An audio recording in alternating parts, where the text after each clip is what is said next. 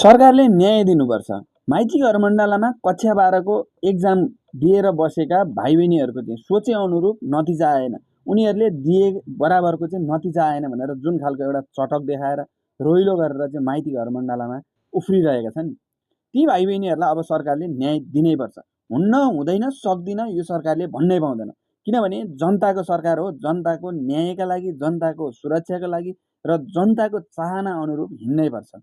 अब यी भाइ बहिनीलाई न्याय दिने कसरी भन्दाखेरि सुन्नुहोस्। अब यी भाइ बहिनीहरूले जति पनि भाइ बहिनीहरू 20-50 जना होलान्, ती माइती घरमा उफ्रिरहेका छन्। हामी विरुद्ध अन्याय भयो, हाम्रो भविष्यमाथि चाहिँ खेलवाड गरियो भनेर जति पनि उफ्रिँदैछ नि, यी भाइ बहिनीहरूसँग रिटोटलिङ गर्नलाई, रिचेक गर्नलाई चाहिँ कपी रिचेक गर्नलाई निशुल्क सुविधा दिनुपर्छ सरकारले।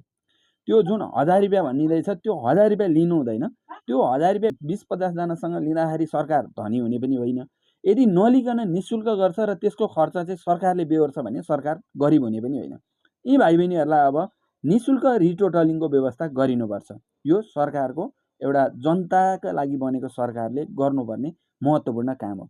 र त्यसपछि एउटा महत्त्वपूर्ण कुरा हुन्छ, यदि त्यो भाइ बहिनीहरूले शङ्का लागेको विषयमा रिटोटलिङ गर्न लाउँदाखेरि, रिटोटलिङ गरेर चाहिँ साँच्चीकै ती भाइ बहिनीहरूले रिटोटलिङ गरेको विषयमा चाहिँ आकाश जमिनको फरक परो हैन, 20-30 मार्क्सकै फरक परो र त्यहाँ चाहिँ कपी चेक गर्ने टिचरको गल्ती देखियो र गल्ती भेटियो भनेदेखि ती टिचरलाई कारबाही हुनुपर्छ र जुन खर्च अहिले सरकारले निशुल्क गर्दैछ त्यो खर्चमा चाहिँ त्यही टिचरलाई भरपाई गराउनु पर्ने देखिन्छ। यदि होइन र त्यो रिटोटलिङ गर्दाखेरि केही कमी कमजोरी देखिएन र त्यहाँ चाहिँ जस्तो रिजल्ट निक्लिएको छ त्यस्तै नै अवस्था देखियो भनेदेखि नि ती बच्चाहरूको चाकमा 50-50 चाहिँ पुलिसले प्रयोग गर्ने भाटे लट्ठी हानेर त्यहाँबाट निकालेर अब भोलिका दिनमा चाहिँ ती बच्चाहरूलाई सरकारी कुनै पनि सरकारी सेवामा चाहिँ जागिर नदिने व्यवस्था गर्नुपर्छ। ती सरकारी जागिरबाट चाहिँ वञ्चित गरिनुपर्छ।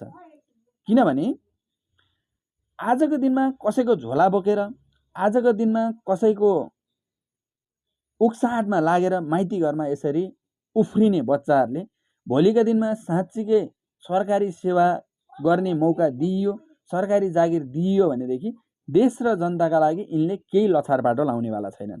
त्यसैले रिटोटलिङ गर्ने मौका दिइयोस्, त्यो पनि फ्रीमा।